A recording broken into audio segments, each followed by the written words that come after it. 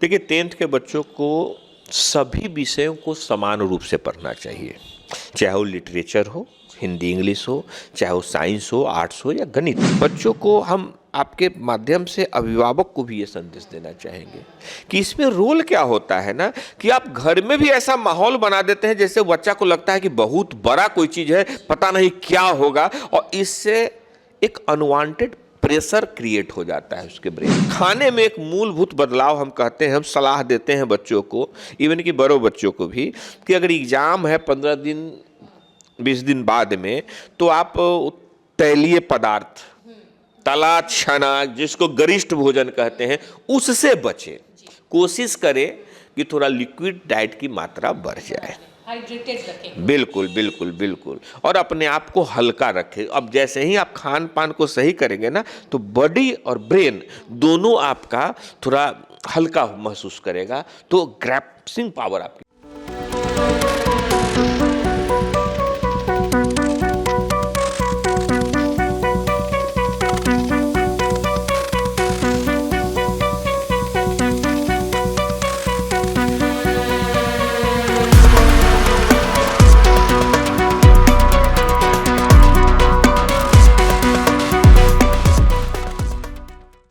नमस्कार दर्शकों, first look Bihar में मैं निशा श्री आप तमाम दर्शकों का स्वागत करती हूं। परीक्षाओं का समय शुरू हो गया है। इंटरमीडिएट की परीक्षा चल रही है और मैट्रिक की परीक्षा होने वाली है।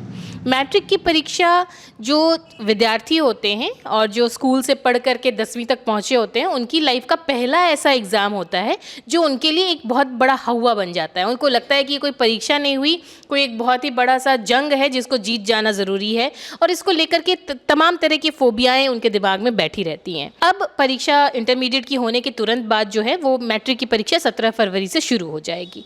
ऐसे में विद्यार्थी किन बातों का ध्यान रखें, ये बात बताने के लिए हमारे साथ स्टूडियो में उपस्थित हैं दृष्टि ट्यूटोरियल प्राइवेट लिमिटेड के founder and director Rajeev Ranjan sir. तो सर, सबसे पहले तो जो 10th के बच्चे हैं उनके लिए आप क्या कहना? डी फार्मा स्टूडेंट्स, अब हो जाइए तैयार। आपके लिए है बहुत अच्छी खबर कि अब केवल डी फार्मा स्टूडेंट्स को ही मिलेगी फार्मासिस्ट की जॉब। तो ये कोर्स करने के लिए आपके पास है दो choices. DPS group of institutions के किसी भी कॉलेज में एडमिशन लेकर के आप घर बैठे कर सकते हैं ऑफलाइन कोर्स, या फिर आप कर सकते हैं ऑनलाइन क्लासेस। और उससे भी अच्छी बात ये है कि डीपीएस ग्रुप के कॉलेजेस जो कि हैं इन 5 शहरों में, रांची, दुमका, देवघर, मुजफ्फरपुर और सीतामढ़ी, इन 5 शहरों के किसी भी कॉलेज में एडमिशन लेकर आप किसी और शहर में बैठ करके ये कोर्स कर सकते हैं। आपको कॉलेज के नाम और डिटेल्स मिल जाएंगे वीडियो स्क्रीन पर, और बाकी किसी जानकारी के लिए दिए गए नंबर पर कॉल करें।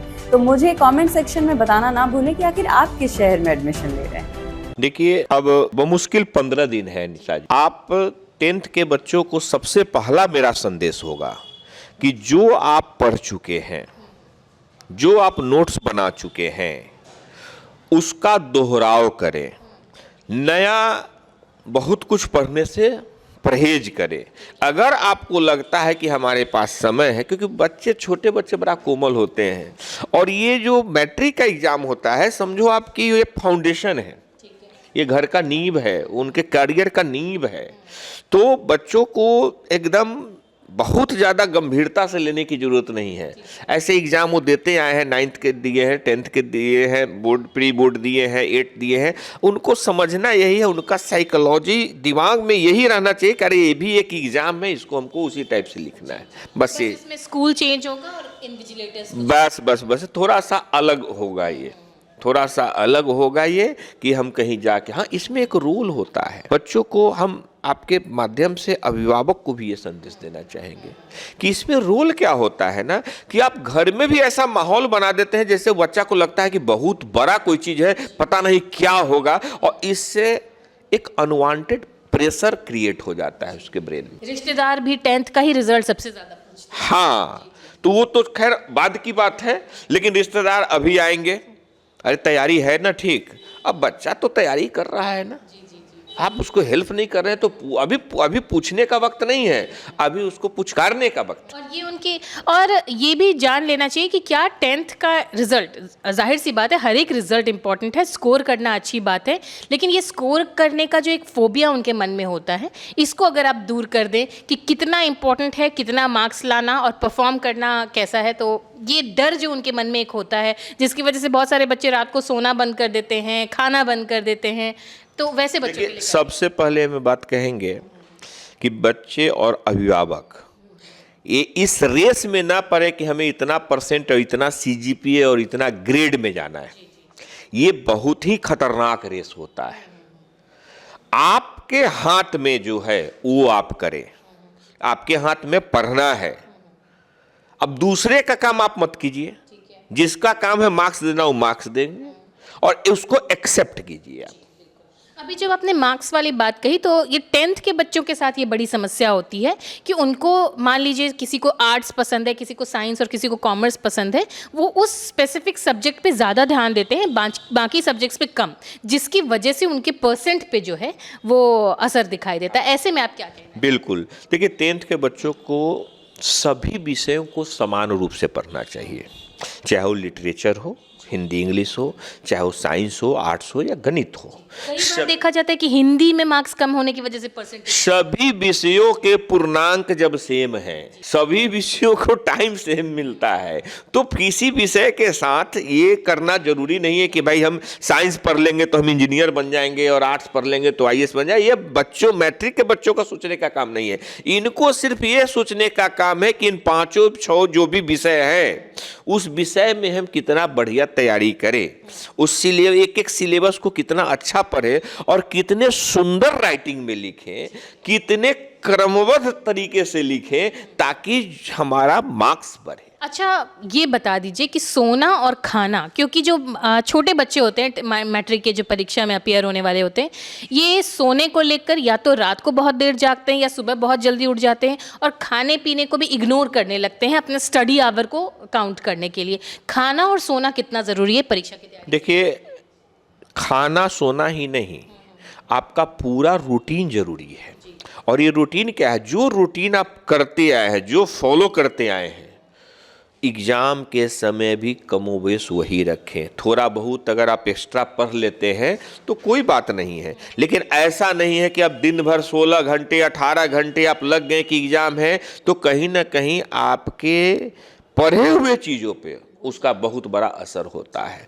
और सोने की बात है तो 8 घंटे की नींद तो लेनी ही चाहिए। हाँ, खाने में एक मूलभूत बदलाव हम कहते हैं, हम सलाह देते हैं बच्चों को, इवन कि बड़ों बच्चों को भी, कि अगर एग्ज़ाम है 15 दिन 20 दिन बाद में, तो आप तैलीय पदार्थ, तला छना, जिसको गरिष्ठ भोजन कहते हैं, उससे बचें। कोशिश करें कि थोड़ा लिक्विड डाइट की मात्रा बढ़ जाए। हाइड्रेटेड रखें। बिल्कुल बिल्कुल बिल्कुल। और अपने आप को हल्का रखें। अब जैसे ही आप खान पान को सही करेंगे ना, तो बॉडी और ब्रेन दोनों आपका थोड़ा हल्का महसूस करेगा, तो ग्रैस्पिंग पावर आपकी। प्रधानमंत्री भी परीक्षा पे चर्चा करते हैं और उसमें बच्चों को काफ़ी तरह की सलाह देते हैं। ऐसे में मेडिटेशन कितना ज़रूरी है 10th के बच्चों? हाँ, देखिए, मेडिटेशन तो सबके लिए ज़रूरी है। अगर बच्चे 10th के बच्चे कर रहे हैं या कोशिश भी कर रहे हैं तो बहुत बड़ी बात है। ये हर व्यक्ति, हमारे आपके सबके लिए ज़रूरी है। ध्यान को एकाग्र करना और अपने आप को केंद्रित करना, ये बहुत ज़रूरी है। ये मन में भटकाव जो होते हैं उसको शांत। फिर एक बात आप जानते हैं कि हम जिस परिवेश में रहते हैं, बिहार झारखंड, ये पूरे भारत की एक संस्कृति है। इसी समय में शादी ब्याह का समय होता है, वर्ल्ड कप मैच शुरू होने वाला है, बहुत सबसे बड़ा डिस्ट्रैक्शन होता है। ऐसे में उस डिस्ट्रैक्शन से बचते हुए परीक्षा की तैयारी में बैलेंस कैसे बनाएं? हम एक छोटा सा उदाहरण दे के इसको समझाएंगे, जो प्रैक्टिकल उदाहरण है। मैं नाम नहीं कहूँगा। मैं एक जगह गया था और उनका शिकायत था कि उनका बच्चा नहीं पढ़ रहा है। और जब शिकायत वो कर रहे थे तो इसी वर्ल्ड कप का हमको बात आया, और क्रिकेट चल रहा था, बड़ी सी टीवी उनके यहाँ लगी हुई थी और साउंड इतना था, और 1-2 लोग और उनके ही एज ग्रुप के बैठे हुए थे और खूब हल्ला हो रहा था। संजोग से हम भी आ गए थे, तो हमको बुलाए थे तो बैठे थे, और बगल में बच्चे पढ़ रहे हैं। आप कैसे उम्मीद करते हैं कि आप टीवी देख रहे हैं उतने वॉल्यूम में, आप मैच का एंजॉय कर रहे हैं और बच्चा आपका कहे कि नहीं हम पढ़ाई करेंगे? आपको भी एक साधक की तरह, जो एक माली होता है, जो पूरे चौकन्ना रहता है अपने फूल को लगा, जब पेड़ पौधा का डाली लगाता है तो डाली से फूल बनने तक जितना माली चौकन्ना रहता है वैसे ही बच्चों के प्रति आपको चौकन्ना रहना होगा। आपको अपने बच्चों से संवाद करना होगा। पेरेंट्स संवाद करना भूल गए हैं, उनको बैठा के पुचकारना होगा, सहलाना होगा, उनको कहना होगा कि बेटा हम तुम्हारे, बेटी हम तुम्हारे साथ है, तुम डरो मत। ये तो बात हो गई कि हाँ अभिभावकों को भी सपोर्ट करना होगा। एक बात जो हम अभी इंटरमीडिएट परीक्षा में देख रहे हैं कि बच्चियाँ या बच्चे जो हैं वो लेट हो जा रहे हैं एग्जामिनेशन सेंटर पे जाने के बाद और वहाँ हद से ज़्यादा पैनिक कर रहे हैं। तो अभी मैट्रिक की परीक्षा वाले जो बच्चे हैं वो किन बातों का ध्यान रखें कि इस तरह के पैनिक सिचुएशन में बोला? देखिए, मैट्रिक के परीक्षा के बच्चे से ज़्यादा उनके अभिभावक ध्यान दें इस बात को, क्योंकि आप भी जानते हो कि मैट्रिक के जो बच्चे हैं वो मैट्रिक का एग्जाम देने शायद ही एकल जाते हैं, कोई ना कोई पेरेंट्स जाते हैं। आपको पूरे बिहार का जाम का सिस्टम पता है। तो जब जाम का सिस्टम पता है और एग्जाम का सिस्टम पता है कि हमको इतने दिन बाद नहीं जाने, तो जाम और एग्जाम के बीच आपको डिसीजन लेना है। तो आप इतना मानक लेके चले दूरी को कि कम से कम हाफ एन आवर पहले जो रिपोर्टिंग टाइम है उससे हम पहुंच जाए, चाहे कितना भी जाम लगे। आप मान के चलो कि जाम लगेगा ही, आप मान के चलो। अगर आप 1 घंटा पहले पहुंच जाते हो तो इंतजार कर लो, वहीं बच्चे का की बुक ले लो, आप कहो कि बेटा देख लो। अगर नहीं भी देख सकते हो, कोई जरूरी नहीं कि वो देखे, अगर उसका मन है तो देखे। आप फोर्स मत करो, कुछ देख लो, नहीं तो पता चले कुछ सोच रहा है, कुछ स्ट्रेटेजी बना रहा है, आप उसके साथ संवाद करो।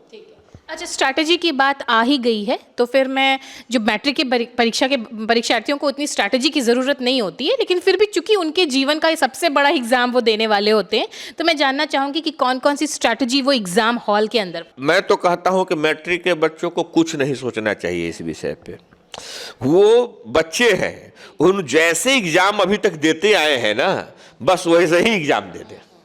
हम इसके पक्षधर नहीं है कि पूरी प्लानिंग और पूरी योजना से 10th का एग्जाम दिया जाए, क्योंकि वो अबोध बच्चे हैं।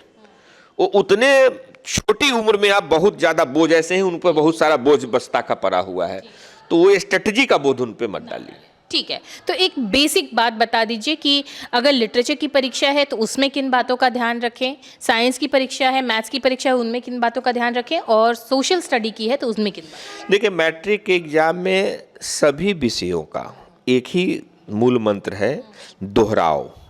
आप जो भी पढ़े हैं, मॉडल पेपर बहुत सारे उपलब्ध होते हैं, उसको अगर बना चुके हैं तो ठीक है, नहीं तो 10-12 दिन है अभी, आप अल्टरनेट कर करके मॉडल पेपर बना लें, ताकि मॉडल पेपर से ये नहीं देखे कि हमको कितना मार्क्स कम आ रहा है। मॉडल पेपर 2-3 चीज़ों हमें देता है। एक एग्जाम का जो होता है ना, वो देता है, उतना देर लिखने की क्षमता देता है और उतना देर बैठने की कला आती है। तो ये सब मिलके आपका मार्क्स बढ़ता है। हाँ, और सभी विषयों का दोहराव अकॉर्डिंग टू सिलेबस करें और कोशिश करें कि एग्जाम के समय भय मुक्त रहे आप कि मेरा क्या रिजल्ट होगा। ये सोचने के बजाय आप यह सोचें कि मैं अच्छा करूंगा। तो ये तमाम बातें थी मैट्रिक के परीक्षार्थियों के लिए कि किस तरह से उनको भयमुक्त होकर के इस परीक्षा को देना है, अपीयर होना है, सिंसियरिटी होनी चाहिए, लेकिन टेंशन नहीं लेना है। इसलिए क्योंकि ये जैसा कि मैंने बार बार कहा है कि ये परीक्षा का पहला पड़ाव है, ऐसे न जाने कितनी सारी परीक्षाएं आपको देनी होंगी। तो ये बस एक ट्रेलर होता है और इस ट्रेलर को उसी तरह से आप एंजॉय करें और बिल्कुल ही भयमुक्त होकर के परीक्षा दें। इन सारी बातों को हमारे 10th के विद्यार्थियों तक पहुंचाने के लिए राजीव रंजन सर आपका बहुत बस आपका भी, आपके चैनल का भी बहुत बहुत धन्यवाद। तो इसी के साथ इस चर्चा को यहीं देते हैं विराम। आप देख रहे थे फर्स्ट लुक बिहार। धन्यवाद।